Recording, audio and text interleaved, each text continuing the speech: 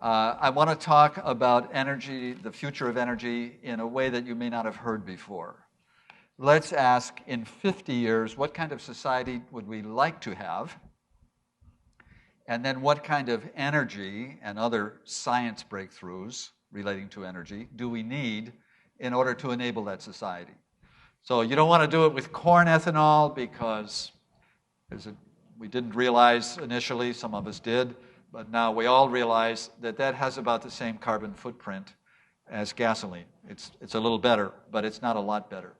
So before 2008, oil at its peak was costing $140 a barrel, and the Great Recession came along, and within a year it was $40 a barrel.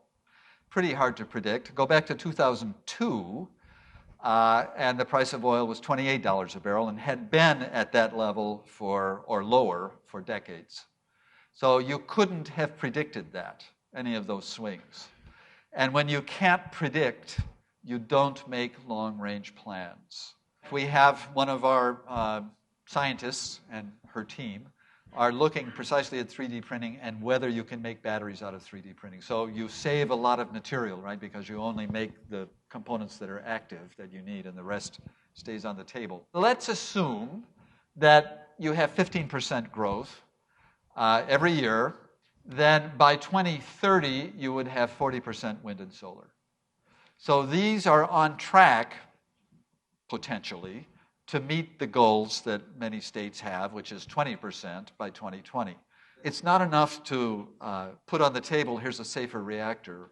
I think the challenge is to convince the public in language that they understand that indeed it's safe. And I haven't seen a lot of progress in that, even in tough times, like now, when money, government money is hard to come by. We ought to invest in discovery because that's the seed corn for the future. So in a way, energy is the basic element of life, and it determines both our aspirations and our limitations.